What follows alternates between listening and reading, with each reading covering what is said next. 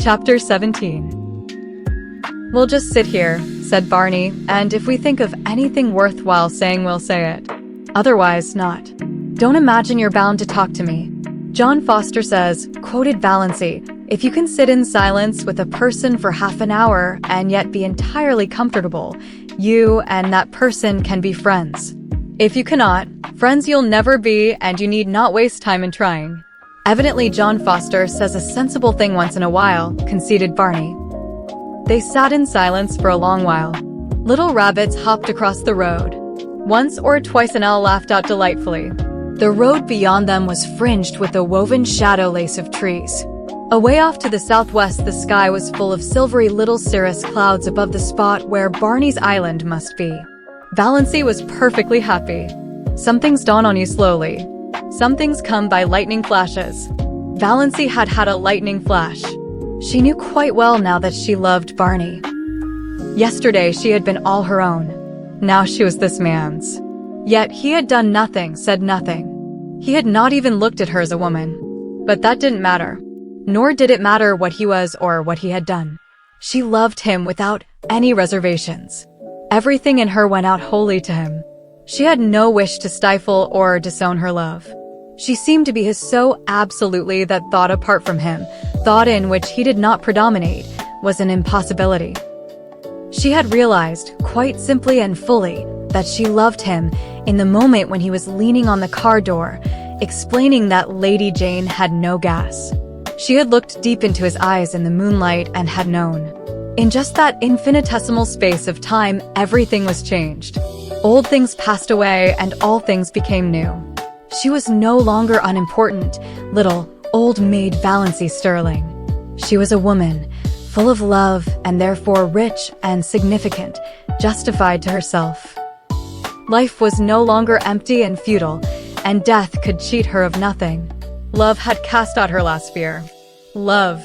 What a searing, torturing, intolerably sweet thing it was, this possession of body, soul, and mind. With something at its core as fine and remote and purely spiritual as the tiny blue spark in the heart of the unbreakable diamond. No dream had ever been like this. She was no longer solitary. She was one of a vast sisterhood, all the women who had ever loved in the world. Barney need never know it, though she would not in the least have minded his knowing. But she knew it, and it made a tremendous difference to her. Just to love. She did not ask to be loved. It was rapture enough just to sit there beside him in silence, alone in the summer night in the white splendor of moonshine, with the wind blowing down on them out of the pine woods. She had always envied the wind. So free, blowing where it listed. Through the hills. Over the lakes. What a tang, what a zip it had. What a magic of adventure. Valancy felt as if she had exchanged her shop-worn soul for a fresh one, fire new from the workshop of the gods. As far back as she could look, life had been dull, colorless, savorless. Now she had come to a little patch of violets, purple and fragrant, hers for the plucking. No matter who or what had been in Barney's past, no matter who or what might be in his future, no one else could ever have this perfect hour. She surrendered herself utterly to the charm of the moment.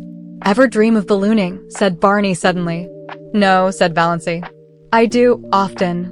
Dream of sailing through the clouds, seeing the glories of sunset, spending hours in the midst of a terrific storm with lightning playing above and below you, skimming above a silver cloud floor under a full moon. Wonderful." "It does sound so," said Valancy. "I've stayed on Earth in my dreams." She told him about her blue castle. It was so easy to tell Barney things. One felt he understood everything, even the things you didn't tell him. And then she told him a little of her existence before she came to Roaring Gables. She wanted him to see why she had gone to the dance up back. "You see, I've never had any real life," she said. "I've just breathed. Every door has always been shut to me." "But you're still young," said Barney. "Oh, I know. Yes, I'm still young." "But that's so different from young," said Valancy bitterly. For a moment she was tempted to tell Barney why her years had nothing to do with her future, but she did not. She was not going to think of death tonight. "Though I never was really young," she went on, "until tonight," she added in her heart. "I never had a life like other girls. You couldn't understand. Why? She had a desperate desire that Barney should know the worst about her. I didn't even love my mother. Isn't it awful that I don't love my mother? Rather awful for her, said Barney drily. Oh, she didn't know it. She took my love for granted. And I wasn't any use or comfort to her or anybody. I was just a vegetable. And I got tired of it. That's why I came to keep house for Mr. Gay and look after Sissy. And I suppose your people thought you'd gone mad. They did and do, literally, said Valancy. But it's a comfort to them. They'd rather believe me mad than bad. There's no other alternative. But I've been living since I came to Mr. Gay's. It's been a delightful experience. I suppose I'll pay for it when I have to go back, but I'll have had it. That's true, said Barney. If you buy your experience, it's your own. So it's no matter how much you pay for it. Somebody else's experience can never be yours. Well, it's a funny old world. Do you think it really is old? Asked Valancy dreamily. I never believed that in June. It seems so young tonight somehow. In that quivering moonlight like a young, white girl waiting. Moonlight here on the verge of up back is different from moonlight anywhere else, agreed Barney. It always makes me feel so clean, somehow body and soul. And of course the age of gold always comes back in spring. It was 10 o'clock now. A dragon of black cloud ate up the moon. The spring air grew chill, Valancy shivered. Barney reached back into the innards of Lady Jane and clawed up an old, tobacco-scented overcoat. Put that on, he ordered. Don't you want it yourself? Protested Valancy. No. I'm not going to have you catching cold on my hands. Oh, I won't catch cold. I haven't had a cold since I came to Mr. Gay's, though I've done the foolishest things. It's funny, too, I used to have them all the time. I feel so selfish taking your coat. You've sneezed 3 times. No use winding up your experience, up back with grip or pneumonia. He pulled it up tight about her throat and buttoned it on her. Valancy submitted with secret delight. How nice it was to have someone look after you so. She snuggled down into the tobacco-y folds and wished the night could last forever. 10 minutes later, a car swooped down on them from up back. Barney sprang from Lady Jane and waved his hand. The car came to a stop beside them. Valancy saw Uncle Wellington and Olive gazing at her in horror from it. So Uncle Wellington had got a car. And he must have been spending the evening up at Mistawi's with Cousin Herbert. Valancy almost laughed aloud at the expression on his face as he recognized her. The pompous, bewhiskered old humbug. Can you let me have enough gas to take me to Deerwood? Barney was asking politely. But Uncle Wellington was not attending to him. Valancy, how came you here? He said sternly. By chance or God's grace, said Valancy. With this jailbird, at 10 o'clock at night, said Uncle Wellington. Valancy turned to Barney. The moon had escaped from its dragon, and in its light her eyes were full of deviltry. Are you a jailbird? Does it matter? Said Barney, gleams of fun in his eyes. Not to me. I only asked out of curiosity, continued Valancy. Then I won't tell you. I never satisfy curiosity. He turned to Uncle Wellington and his voice changed subtly. Mr. Stirling, I asked you if you could let me have some gas. If you can, well and good. If not, we are only delaying you unnecessarily. Uncle Wellington was in a horrible dilemma. To give gas to this shameless pair, but not to give it to them. To go away and leave them there in the Mistawi's woods until daylight likely. It was better to give it to them and let them get out of sight before anyone else saw them. Got anything to get gas in? He grunted surlily. Barney produced a 2-gallon measure from Lady Jane. The 2 men went to the rear of the Stirling car and began manipulating the tap. Valancy stole sly glances at Olive over the collar of Barney's coat. Olive was sitting grimly staring straight ahead with an outraged expression. She did not mean to take any notice of Valancy. Olive had her own secret reasons for feeling outraged. Cecil had been in Deerwood lately and of course had heard all about Valancy. He agreed that her mind was deranged and was exceedingly anxious to find out whence the derangement had been inherited. It was a serious thing to have in the family, a very serious thing. One had to think of one's descendants. She got it from the Wansbarrows, said Olive positively. There's nothing like that in the Stirlings, nothing. I hope not, I certainly hope not, Cecil had responded dubiously.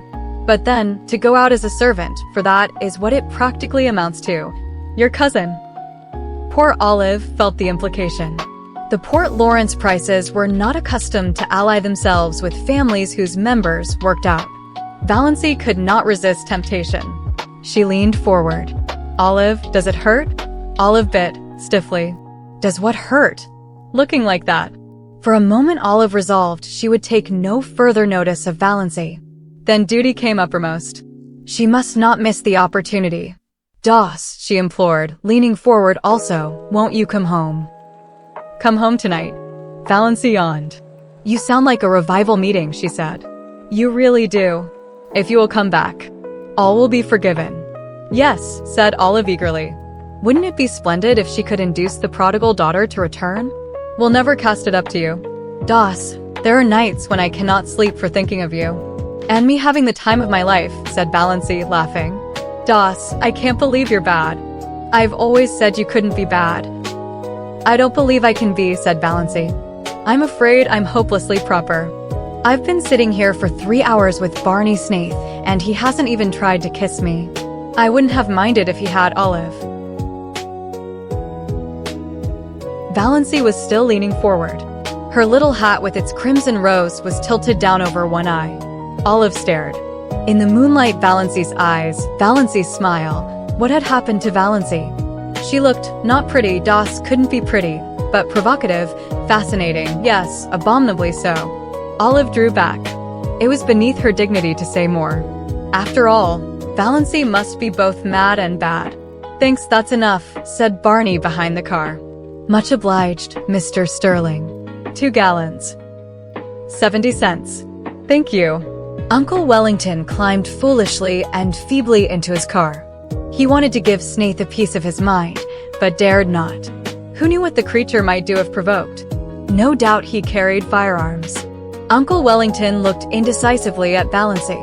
But Valancy had turned her back on him and was watching Barney pour the gas into Lady Jane's maw.